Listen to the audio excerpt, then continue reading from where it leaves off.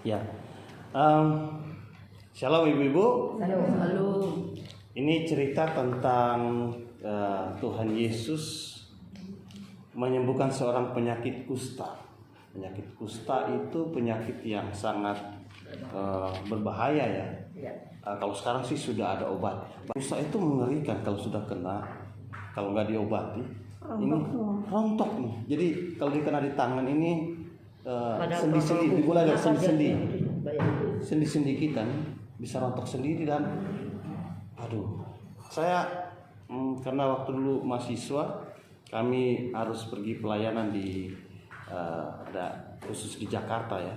Kami setiap Sabtu itu harus pergi pelayanan di mana saya silakan penginjilan atau melayani orang-orang. Kalau ke Senen itu ngeri.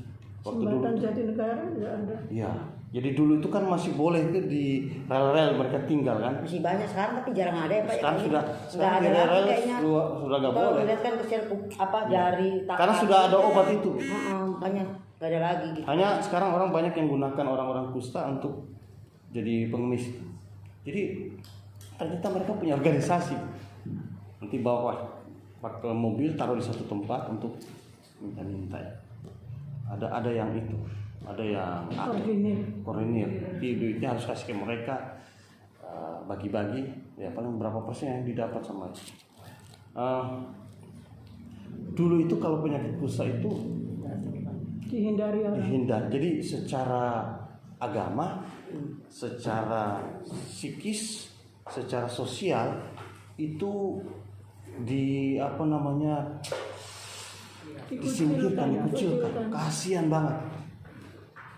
Secara agama dibilang najis, haram, nggak boleh dekat. Maka mereka jauh-jauh ngomong sama orang, bisa ngomong jauh-jauh banget. Secara psikis ya pastilah orang yang itu tubuhnya sakit, perasaannya, secara sosial juga mereka disingkirkan sama keluarga, nggak boleh ketemu. Karena kalau keluarga bersentuhan saja dengan mereka punya jubah atau apa bekas itu langsung dianggap najis. Harus cuci tangan, mandi, mereka nggak boleh gabung. Jadi memang kasihan sekali orang kusta. Nah, dia datang pada Yesus pasti dari jauh. Dia ngomong dengan Yesus di hadapan Yesus. Jauh karena dia tahu diri. Cukup jauh dia berlutut, dia minta kalau Tuhan mau, Tuhan sembuhkan saya. Tuhan Yesus kemudian memberikan kesembuhan pada dia. Hanya memang Tuhan Yesus bilang ya jangan kasih tahu ya. Kamu sembuh dari apa, ini cara buatnya, jangan kasih tahu. Tapi karena saking semangatnya, bersyukur karena lepas dari masalah itu, lepas dari masalah sosial, pengkucilan, masalah dianggap najis, semua dilepaskan. Siapa yang tidak gembira? Akhirnya dicerita akibatnya Tuhan Yesus sulit datang ke beberapa daerah karena begitu datang langsung rame. Tapi ada juga orang-orang yang berusaha mau menangkap Yesus kan karena peristiwa itu. Ya ini satu cerita pendek yang unik yang coba kita akan belajar bersama tentang bagaimana sikap sebagai orang percaya. Sikap, baik itu sikap hidup, sikap hati, dan sikap tubuh. Nah, coba ibu kalau di agama-agama di Indonesia ini cara-cara orang itu pergi beribadah, cara-cara beribadah. Kalau yang Muslim kan sujud ya, sujud. Enggak, sikap badannya gimana? Sholat ruku, sujud ya. Dia nggak pakai baju Pak. Masa nggak pakai baju? Iya pakai dong. Di dalamnya harus polos. Oh, tapi pakai. Iya. Nggak pakai baju bahaya nanti Bu. Itu caranya gitu kayak gitu. Tapi mendekat dengan Tuhan apa kayak gitu. Ada penutup khusus ya. Iya. Jadi tapi sikap badannya itu harus sujud ya. Sujud, bersila, berlutut, ada. Kalau orang Yahudi sebenarnya tradisi Muslim itu, Islam itu sebenarnya sudah dilakukan oleh orang Yahudi dan orang Kristen awal. Orang Kristen awal itu cara ibadah begitu. Gereja Ortodoks, betul. Gereja Ortodoks Romawi. Jadi orang Yahudi kalau baca kitab Daniel, dia pergi ke Abubungan, dia menghadap, ini kiblat ke Yerusalem, menghadap ke Yerusalem karena di sana ada Bait Allah. Dia berdoa menghadap ke sana. Jadi tradisi kiblat, tradisi rukuh ya, apa? Iya. Sujud itu adalah, silakan. Orang Kristen ya. Itu sebenarnya tradisi orang Yahudi, kemudian orang Kristen juga lakukan itu. Gereja-gereja, khususnya gereja Timur Ortodoks, gereja yang ada di sekitar Mesir, di Jazirah Arab, Israel, Palestina, Syria, mereka lakukan itu. Rusia yang Kristen juga. Rusia yang Ortodoks, sekarang Rusia banyak kan Ortodoks ya, mereka juga lakukan itu. Nah kemudian umat Muslim juga lakukan itu. Kalau orang Hindu pernah lihat? Semedi Duduk bersila ya. Bersila, ya. Ini bersila. Kalau orang Sikap. Jawa bilang semedi. Kalau orang Jawa khususnya kebatinan. Sama Pak Pendeta. Sama ya? Duduk semedi. Sila. Ibu Upi bagaimana? Kejawen, kebatinan. Iya. Sujud ya juga. Sambil duduk sila itu. Sila. Ada itu karena kakek mertua saya itu orang Jawa, dia itu Sabto Darmo. Jadi mereka kalau berlutut itu sampai jidat ini sampai ketemu lutut. Iya. Jadi begitu, lama sekali. Menunggal ing Gusti. Jadi jiwanya katanya menyatu dengan rohnya bersatu dengan Tuhan. Nah, mereka punya nabi, dalam tanda kutip nabi itu adalah Semar. Kalau itu Sabto Darmo, namanya Sabto Darmo. Itulah yang dibilang kepercayaan. Kepercayaan. Nah, kalau ini yang di Parmalin, mantap. Parmalim itu orang Batak. Orang Batak. Dulu. Gimana? Biasa gimana? Kalau ibadah? Ada yang tahu? Saya tulus banget Pak, tulus Biasa, banget dari kepala sampai ke cuma masih biasa nyembah di pohon besar Iya, itu. iya. Tapi mereka cara tubuhnya sama juga, berlutut. Iya, sampai pakai indus Pak. Iya, pakai ulos ya. Pakai sorban juga. Ini. Pakai sorban juga. Iya, mereka harus lengkap ya. Iya. Lengkap ada. Nah, itu ciri-ciri orang datang menyembah sesuatu yang berkuasa. Ciri. Dan itu hampir semua orang sikap tubuhnya pasti hormat, benar ya? Benar kan? Iya. Tapi coba lihat sekarang, khususnya orang Kristen, kalau datang beribadah, bagaimana ketika ibadah? Sukanya. Gimana ibu bicara kalau Sukanya lihat? Pak. Suka-suka ya? Iya. Termasuk saya ini. Jadi karena Ada yang bingung. sekarang kan penyakit lutut Pak. Jadi ibu-ibu banyak angkat. Iya, kalau yang nggak bisa pasti duduk lah, nggak masalah ya. Tapi tetap sikap tubuhnya apa? Sopan, hormat, datang kepada Tuhan. Nah ini banyak sekarang ini. Cuma yang disenangi sekarang ini yang heboh-heboh Pak. Musiknya heboh, ininya pun heboh-heboh. Yang disukai itu. Iya, datang pada Tuhan ya. Itu ada katanya mereka punya alasan. Mereka punya alasan. Oh, Daud saja waktu menyambut tabut, wah dia menari. Tapi Daud itu tidak lakukan itu terus menerus. Itu kan di luar bait Tuhan. Yang kedua, kalau kita masuk di bait Tuhan kan harus. nah betul. Yang kedua, itu bukan di bait Allah, iya. enggak. Itu di jalan. Daud itu di jalan bawa itu tabut menuju ke kemah. Saat itu belum ada tabut ya, kemah. Saat itu belum ada tabut. Jadi Daud saking dia takut, senangnya plus takut karena ngeri sekali Tuhan hajar kedua orang yang usai. Salah satu mau tangkap itu tabut, hantam mati. Udah dia takut, tapi dia juga bersyukur, dia menari puji Tuhan sepanjang jalan menuju ke Tuhan. Walaupun bait itu kan dibelokkan dulu, dititipkan. Iya, dititipkan di siapa Edom apa saya lupa namanya. Dan keluarga itu diberkati. Oh, Kalau mau tahu tabut itu masih ada, ikuti YouTube-nya Semi Tuhan, sudah bahas itu. Tabut perjanjian Masih ada. Tuhan sudah ditemukan malah saya, menurut saya. Dan itu ditemukan di mana? Ada yang tahu? Ditemukan tabit bait Allah itu ditemukan di dalam Kristus Yesus. Kita tidak butuh lagi tabut kotak Tabut yang sebenarnya itu tidak ada yang secara duniawi. itu sudah hilang memang, dan memang sengaja Tuhan, menurut saya Tuhan sengaja hilangin itu. Karena kalau itu ada, itu bisa jadi sebagai Iya, Ya penyembah berhala itu. sama seperti kuburan Musa, kenapa dihilangkan Tuhan? Musa itu nabi besar sekali, luar biasa. Kalau ada kuburannya bahaya. Orang jadikan tempat sebagai Ke Gunung Sinai. hati-hati memang. Jadi Tuhan luar biasa ya, hilangin hal-hal yang dianggap kudus, anggap keramat itu supaya orang, kecenderungan orang itu begitu soalnya. Nah, jadi itu sikap-sikap tubuh. Nanti untuk masalah yang tadi tabu di YouTube saya ada sudah dibahas iklan ya. Ya, tentang sikap. Coba kita lihat saja nih cerita ini Markus. Dan ini bagi pelajaran buat kita, bagaimana ketika kita datang sama Tuhan. Saya kan sudah pernah beberapa kali ketika sampaikan renungan di Naomi.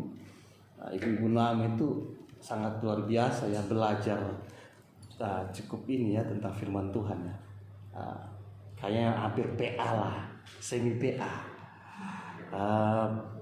Bahwa di dalam Alkitab ada sejarah, ada yang namanya makna rohani atau makna teologis, tapi juga ada nilai-nilai moral juga. Nah, nilai teologis dan nilai moral itu yang bersifat kekal. Sedangkan sejarah itu sudah selesai. Sejarah sudah selesai. Ada orang yang masih ingin sekali, cerita tentang bangsa Israel yang bersatu apa semua, pinginnya kembali lagi kayak dulu. Enggak lagi. Nanti ada kerajaan lagi dibangun, nanti ada yang Yesus jadi raja. Itu sudah terjadi, kerajaan itu sudah enggak lagi. Jadi model itu banyak orang yang pingin ke situ. Nanti kan janji Tuhan Yesus turun di Sion ya. Lagi nanti akan bangun kerajaan. Ini ya pikiran orang-orang Yahudi memang begitu. Bahwa nanti sejarah akan terulang lagi di mana orang Israel jaya. Kalau menurut saya Alkitab tidak seperti itu ya, jelas bahwa cerita sejarah memang sudah selesai. Tapi cerita sejarah itu kita bisa ambil nilai teologis dan nilai moral untuk kita sekarang ini sampai menanti kedatangan Kristus yang kedua kali. Menjalankan pesan Tuhan Yesus. Menjalankan nilai-nilai moral dan teologi itu dalam hidup ini. Nah, di dalam Markus yang tadi kita baca ini ada nilai teologis dan nilai moral untuk kita, khususnya bagaimana sikap kita ketika kita datang pada Tuhan. Nah, luar biasa nih. Orang Kristen karena Tuhan itu kan Bapa kita. Seringkali karena sebutan Bapa jadi akhirnya jadi Seenaknya. Seenakmu. Santai yo. Bapak, apa kabar Bapak? Aduh. Kadang-kadang walau betul bahwa dia Bapa, tetapi dengan Bapa di dunia saja kita hormat ya. Walaupun kadang-kadang ya sebagai anak santai, tetapi ingat Anak zaman sekarang Pak, kalau zaman dulu enggak. Zaman sama dulu. orang tua tetap Bapak. bahasa itu juga Bahasa tubuhnya bukan, kita juga Ngomong bahasanya ya? itu harus yang bahasa kromo Bahasa Inggris, halus ya, gitu, bahasa bahasa kromo halus. Inggris. Kalau di orang Jawa, kalau di Jawa bahasa halus, kalau di orang Batak gimana? di orang Batak pun ada. Ada. juga. Jadi nggak Bahasa boleh hormat ya? anaknya ditanya. Bahasa kepada orang yang lebih Kalau tua. anak sekarang misalnya di orang Batak, di orang Toda bisa aja bahwa nggak boleh. Kalau dulu itu harus hamu, sopan santun itu. Nah itulah kadang-kadang ya sekarang ini jadikan Tuhan, betul Tuhan itu teman, oke sahabat kita, Tuhan itu Bapa, tapi jangan lupa bahwa Tuhan itu tetap Tuhan kita. kita ini hamba plus anak plus sahabat. Kita luar biasa, menyandang predikat itu banyak sebagai anak Tuhan, sebagai sahabatnya Tuhan, tapi juga ingat sebagai hamba Tuhan. Semua. Jadi hamba Tuhan bukan pendeta doang, bukan majelis doang. Hamba Tuhan ini kita semua. Umat ciptaan. Doulos Toteo, hamba milik Tuhan, milik Tuhan, hamba milik Tuhan. Jadi kita juga hamba. Jadi sebagai hamba, sebagai anak, sebagai sahabat, walaupun kadang-kadang sahabat itu sikapnya santai dengan ini, tetapi jangan lupa itu Tuhan dan hamba. Betul kita bisa santai dengan Tuhan, tetapi tetap harus penuh dengan hormat. Dan orang kusta ini memberikan pelajaran dan teladan luar biasa bagi kita. Ada 2 sikap luar biasa. 2 sikap dari orang kusta di Markus pasal 1 ayat 40 sampai 45 ini. Ada 2 sikap ketika dia datang pada Tuhan. 1 sikap tubuh, yang kedua sikap hati. Orang bilang, oh yang terpenting sikap hati. Oh Tuhan kan lihat hati. Betul, Tuhan lihat hati. Tapi kan harus pertama kelihatan dari supaya Dari tubuhnya itu. ini. Apa yang dibuat oleh tubuh itu harus dari hati. Pasti dari hati. Sikap saya terhadap Ibu Tahuru, walaupun kadang-kadang saya munafik, bisa saja. Karena ibu jemaat saya bilang, ayah bu, di belakang saya, bisa saja munafik. Tetapi biasanya apa yang dilakukan tubuh itu terlahir dari hati. Dari hati. Bagaimana misalnya Ibu Marpaun bersikap ke Ibu Tobi, itu dari hati kemudian muncul dari sikap tubuh. Jadi apa yang ada di hati biasa muncul di tubuh kita. Nah, ini sikap tubuh dari orang yang kusta ini luar biasa. Coba kita lihat di sini ya. Ketika, dan ini kita pelajari, dan sebagai orang Kristen harusnya ketika datang pada Tuhan harus begini. Ketika dia datang pada Tuhan Yesus di sini, ayat yang kedua ya khususnya. Maka datanglah orang berkerumun. Ayat 40. Seorang yang sakit kusta datang kepada Yesus dan sambil berlutut. Jadi dia datang di hadapan Yesus, tapi dia tahu diri karena Yesus tradisi orang Yahudi tetap harus menjaga jarak. Di hadapan Yesus dia dari jauh, bukan langsung dekat, enggak. Dia juga tahu diri agak jauh. Dia datang dari jauh saja, dia sudah berlutut di hadapan Tuhan. Nah, dia datang pada Tuhan agak jauh. Dia tahu bahwa orang kusta itu orang kotor, orang najis berdasarkan orang Yahudi tradisi. Jadi dia tetap menjaga, menghormati. Dia orang yang tersingkir, dia orang yang ditolak. Jadi memang dia jaga, tetap menjaga jarak. Ini luar biasa. Dia tahu dirinya dia. Dia tidak, pokoknya karena saya mau sembuh, saya nggak mau tahu nih. Tidak, dia tetap hormat. Dan datang dia berlutut. Berlutut itu tanda orang itu biasanya takut, penyerahan diri.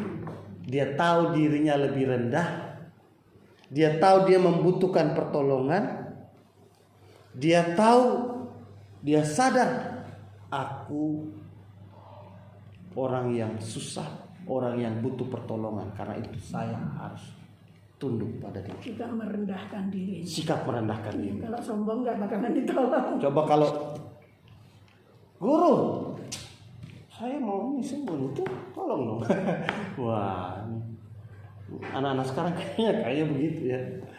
Tapi ini orang ini dia sadar diri, dia tahu bahwa dia itu butuh pertolongan, dia merendahkan diri berlutut. Ini kadang-kadang ada orang nggak ya waktu datang sama Tuhan, khususnya di gereja kita lihat. Mungkin kalau kita ada dalam masalah biasanya kita datang, tapi kalau misalnya kita datang ya sehat-sehat saja, tidak masalah, tidak terlalu menekan, orang datang jangan-jangan sudah datang.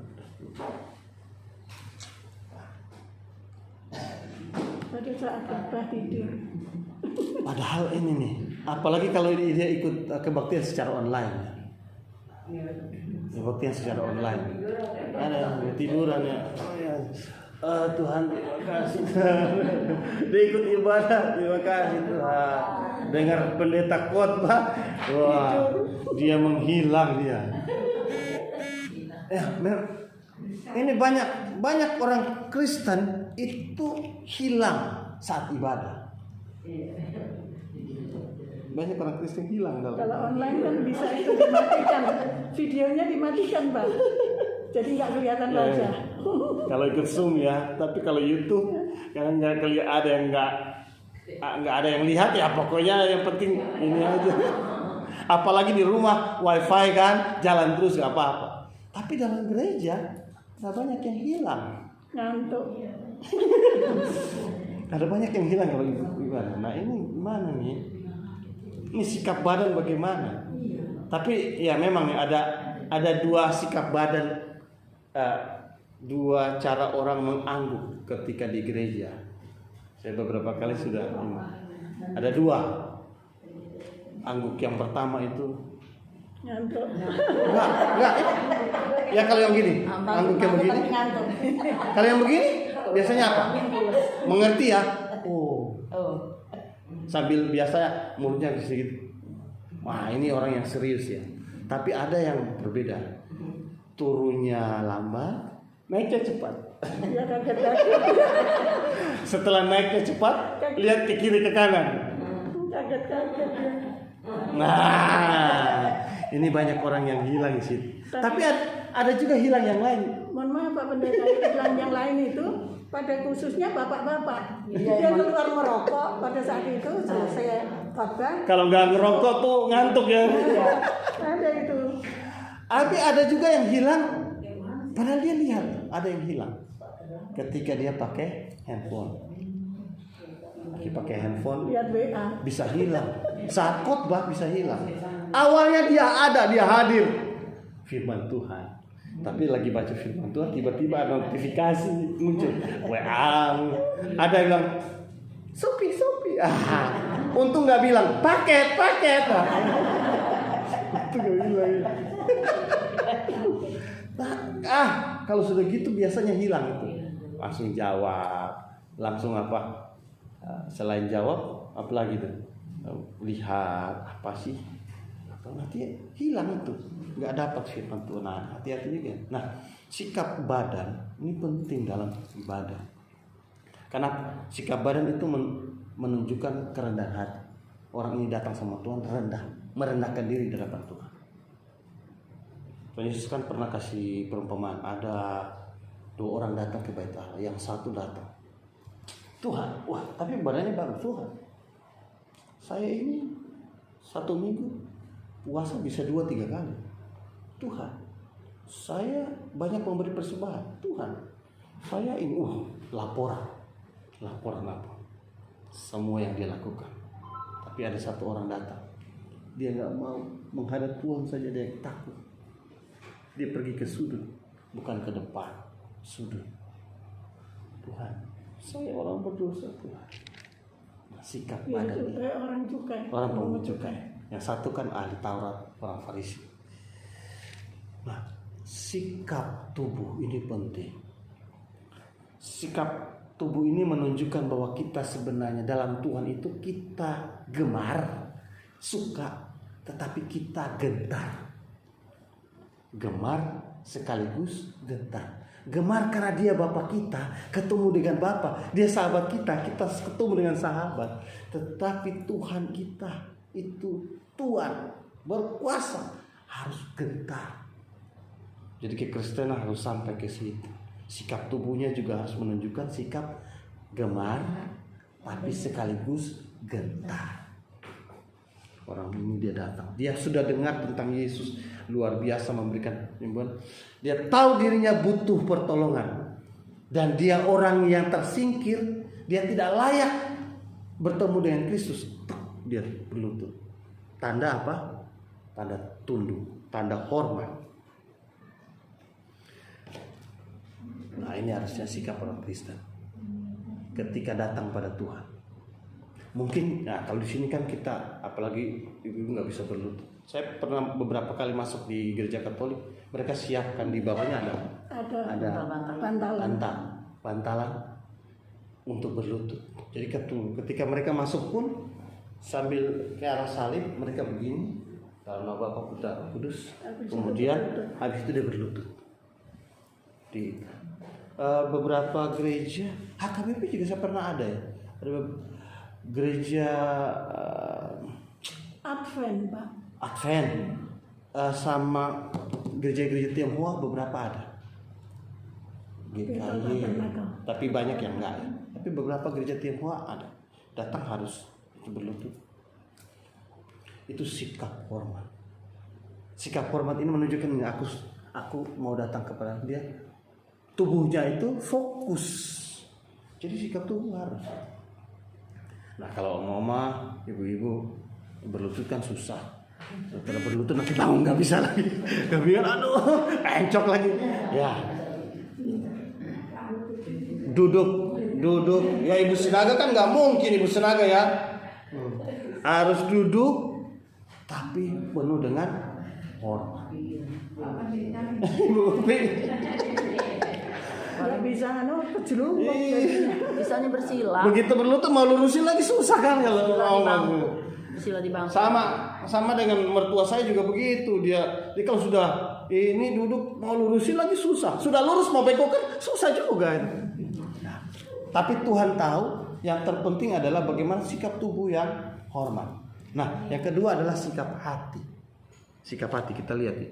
Jadi di sini orang Kusa ini dia berlutut, kemudian dia memohon bantuan. Nah, kalimat ini keren sekali, bagus banget. Selain dia berlutut, dia memohon bantuan. Nah, ini dimulai dari sikap tubuh, tapi sikap hati.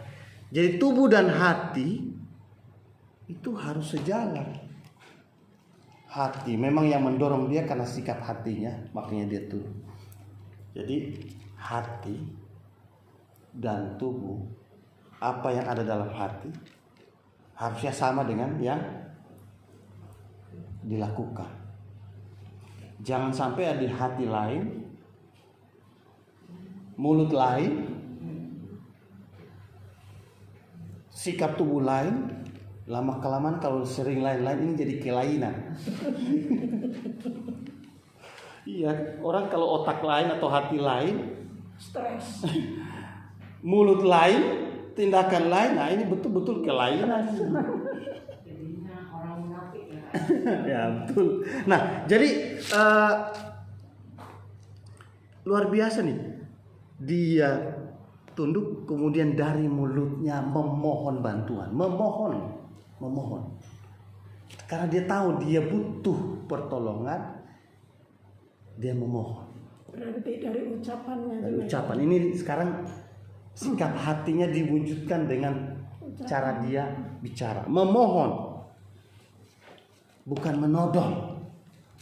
Ini banyak orang Kristen dalam doa sering todong. Ya, Tuhan, saya sudah buat ini Tuhan harus buat ini. Saya sudah rajin ibadah Tuhan, kok Tuhan gak buat ini? Tuhan, saya buat ini. Waduh, ini bukan memohon tapi menodong. Tuhan, saya sudah buat ini, kasih dong. Banyak orang ya itu seperti buat laporan kepada Tuhan, menodong. Dan bukan cuma itu ya. Dia bukan hanya memohon, dia dalam ayat ini dia bilang apa di situ? Kalau engkau mau, sudah memohon, mohon. Wah ini benar dirinya, pokoknya dia nggak bisa apa-apa tanpa Tuhan, tanpa bantuan. Ini sikap merendahkan hati. Jadi dari sikap badannya, sikap mulutnya keluar permohonan, dan ini kalau engkau mau. Ini sikap hati luar biasa. Kalau engkau mau. Jadi ini hampir mirip dengan doa Bapa kami. Jadilah kehendakmu. Sama dengan doa Tuhan Yesus ketika di Taman Getsemani. Kalau boleh. Bukan kehendakmu, tapi kehendakmu jadi. Kalimat kalau engkau mau ini artinya terserah kau lah, kau mau buat apa. Otoritas Tuhan. Otoritas Tuhan. Biar Tuhan saja yang punya. Terserah Tuhan, tindakan Tuhan. Dia fokus pada Tuhan, bukan pada dia. Oh, bukan karena saya menderita makanya engkau harus tolong saya. Bukan karena saya gak punya apa-apa makanya engkau harus tolong saya. Bukan karena saya ini sedang sakit makanya engkau harus tolong saya. Bukan. Tuhan, tolong. Saya senang dengan kata lagu mampirlah dengar doaku. Mampirlah Tuhan, mampir, tolong Tuhan. Kalau orang lain ditolong. Kalau Tuhan tolong orang lain, saya juga mau. Saya mau tuh, tapi dibilang mampirlah. Mari terserah kamu datang mau mampir apa enggak. Ini gambaran yang luar biasa. Yesus Tuhan, dengar doaku. Kalau orang lain Tuhan tolong mampirlah dengan saya Tuhan. Terserah kamu mau mampir apa enggak. Bukan, harus mampir. Kau kan sudah tolong orang, masa saya enggak tuh? Bukan begitu. Lagu itu bukan mau bilang gitu, tapi tolong mampir sini, tolong singgahlah Tuhan, singgah. Ini permohonan, mau. Jadi menyerahkan bukan karena aku sudah buat sesuatu atau karena memang aku sudah menderita maka kau datang. Enggak. Kita bukan. Ini kadang-kadang orang seperti jadi raja ya sama Tuhan. Mengatur Tuhan. Anak saya sakit harus sembuhkan. Saya harus masuk ini. Tuhan harus kasih. Nah, ini doa yang sering kali keluar dari mulut-mulut orang Kristen begini. Tuhan, saya klaim Tuhan. Saya klaim bahwa ekonomi saya jadi bagus. Saya klaim sakit saya sembuh. Saya klaim. Waduh. Ya, karena saya ini agen asuransi, jadi saya tahu kalau klaim itu. Klaim itu artinya karena saya sudah punya modal kan. Benar ya? Saya sudah tanam saham dulu, saya sudah tanam uang saya di situ. Saya sudah punya polis. Kalau saya nggak punya polis, saya nggak bisa klaim kan. Jadi saya sudah punya dulu, baru saya klaim. Emang pertanyaannya kita sudah punya polis apa sama Tuhan? Emang kita sudah punya apa yang kita kasih ke Tuhan? Nggak ada kan? Ada. Makanya yang ada adalah kalau Tuhan mau, kalau Tuhan berkehendak, bermohon belas kasihan Tuhan, minta belas kasihan, minta anugerah Tuhan. Nah ini. Nah seringkali kita banyak orang yang tidak sampai ke sikap hatinya dan mulutnya, sikap mulut memohon kepada Tuhan. Dan jika engkau mau, jadi pusatnya Tuhan, bukan diri kita sendiri. Kau yang mau, bukan saya yang mau. Kau. Pertanyaan, kalau Tuhan tidak mau sembuhkan, bagaimana? Ya pasti tidak sembuh. Jadi ya saya senang juga dengan lagu Erastus Tapdono, walaupun saya nggak suka ajarannya kali ini ya. Dia menurut saya sudah tersesat, sedang mengajarkan Injil yang lain. Tapi lagunya keren. Sekarang aku telah ditebus oleh kuasa darah yang kudus. Milikku lagi. Refnya Suka-sukamu Tuhan, suka-sukamu Tuhan. Terserah Tuhan mau buat apa untuk saya. Tapi biarlah terserah Tuhan membentuk saya. Ya. Apa maunya Tuhan. Jadi ibu-ibu jangan doanya tuntut Tuhan. Jangan tuntut Tuhan. Jadilah kehendak. Nah, bukan hanya itu. Coba lihat nih. Selain kalau engkau mau, berarti dia serahkan ke Tuhan. Terus dia bilang apa? Engkau dapat mentahirkan aku. Ini sikap hati beriman luar biasa. Kalau engkau mau, engkau pasti bisa sembuhkan aku. Jadi dia punya harapan, tapi dia punya iman yang kokoh. Bahwa kalau memang Tuhan mau, pasti saya sembuh. Jadi kalau menghadap Tuhan, sikap tubuh, sikap mulut, sikap hati yang menyerahkan pada kemauan Tuhan, tapi hati yang juga beriman. Seringkali kan kita, karena jadilah kehendakmu, kita lupa. Oh pokoknya terserah. Kayaknya Tuhan nanti sembuh apa enggak, sembuh apa enggak, kadang-kadang gitu. Tapi kita percaya bahwa kalau memang Tuhan mau, kita pasti sembuh. Ya, silakan.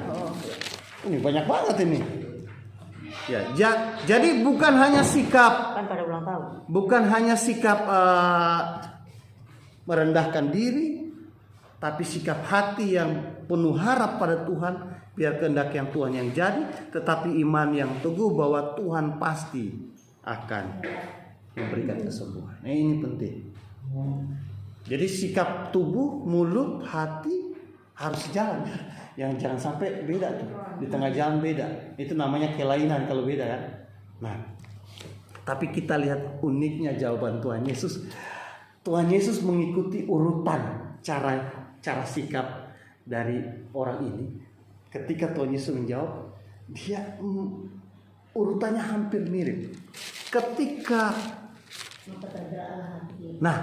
Ketika orang itu datang dari jauh, dia sudah berlutut. Apa sikap Tuhan Yesus? Belas kasih hatinya. Jadi orang yang punya sikap tubuh terhadap Tuhan disambut dengan belas kasihan Tuhan. Luar biasa. Dari awal dia sudah sadar dirinya yang butuh pertolongan, tapi Yesus menyambut dengan, ya, aku adalah Allah yang penuh dengan kasih. Saya percaya kalau kita datang dengan penuh hormat sama Tuhan, Tuhan pun menyambut. Karena dia adalah kasih, dia akan sambut dengan kasih. Amin. Bukan hanya itu, coba kita lihat. Selain dia tergerak hatinya oleh belas kasihan, orang itu berlutut sebagai seorang hamba. Yesus mengulurkan tangan sebagai seorang tuan. Satu datang berlutut, disambut dengan uluran tangan. Hamba yang datang berlutut, tuan yang datang mengulurkan tangan. Jadi luar biasa ya. Jadi Tuhan Yesus, ini Markus ini menulis luar biasa. Menulisnya, cara Tuhan menjawabnya seperti cara orang itu datang kepada dia jawab seperti itu. Penundukan diri, sikap berlutut disambut dengan sikap seorang tuan yang menyambut seorang hamba. Kemudian ketika orang itu memohon bantuan, Yesus menjamah dan berkata, Aku mau jadilah kehendak. satu memohon, Tuhannya menjawab. Dia tanya, kalau engkau mau, dijawab dengan, orang itu bilang, Aku mau. kalau engkau mau. Tuhan Yesus jawabnya apa? Aku. Orang yang berharap pada Tuhan, pasti Tuhan akan menjawab.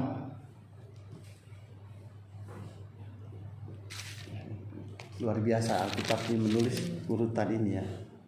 Selain itu, coba.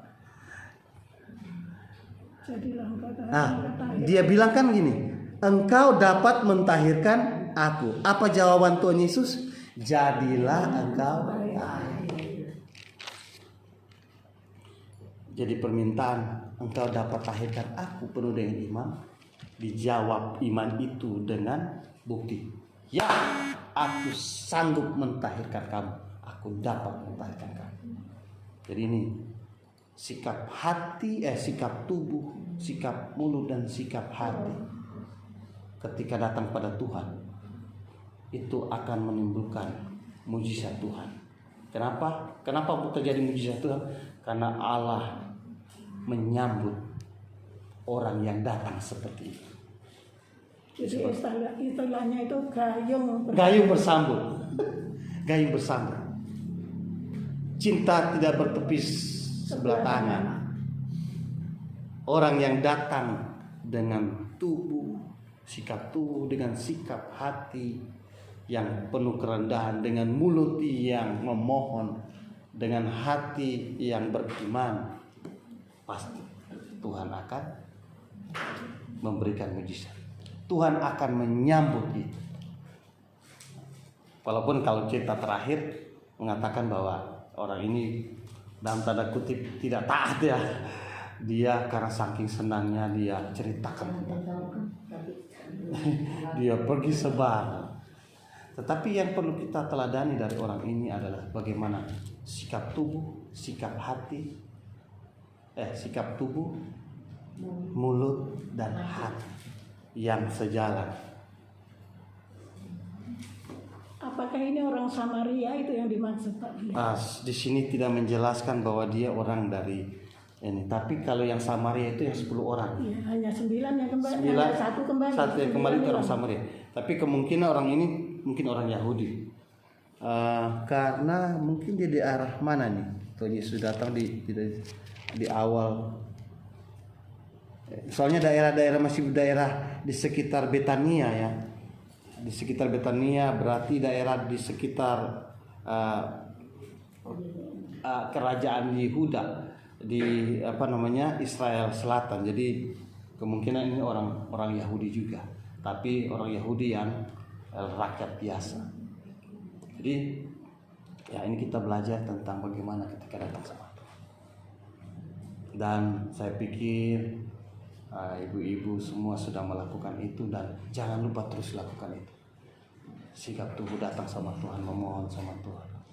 Terus percaya bahwa Dia pasti bertindak apapun. Ya, saat ini mungkin kita mengalami hal-hal yang seperti orang ini. Mungkin orang ini dia kena sakit. Mungkin kita punya masalah yang lain. Mungkin Tuhan untuk sementara belum menjawab permohonan kita. Tetapi sikap kita, sikap hati tubuh kita, mulut kita harus kita tetap jaga. Sebagai orang percaya, kita hamba, biarkanlah Dia yang berkarya. Bukan bukan karena saya sudah baik ini, sudah sikap ini itu Tuhan harus jawab. No, tetap harus seperti orang ini. Engkau mau, engkau pasti bisa. Tapi kalau engkau saat ini belum mau, terserah, suka-sukanya Tuhan. Itu mari kita terus sampaikan kepada Tuhan. Amin. Kiranya Tuhan Yesus memberkati kita. Kita punya sikap tubuh, sikap hati, sikap mulut kita ketika kita datang pada Tuhan. Tuhan Yesus memberkati ibu-ibu semua. Mari kita berdoa. Tuhan, terima kasih untuk firman Tuhan. Teguhkan kami supaya kami juga meneladani apa yang dituliskan oleh Rasul Markus. Sang penginjil ini menuliskan tentang orang kusta yang datang pada Tuhan. Kami percaya Tuhan menguatkan kami, meneguhkan kami. Untuk ibu-ibu Naomi, bagaimana sikap tubuh, sikap mulut, hati yang terus diarahkan kepada Tuhan. Biarlah Tuhan terus dimuliakan dalam hidup kami. Walaupun saat ini mungkin kami belum mendapatkan jawaban Tuhan, tapi kami percaya bahwa Tuhan, Engkau yang akan meneguhkan. Terima kasih ya Tuhan, terima kasih. Dalam nama Tuhan Yesus. Amin.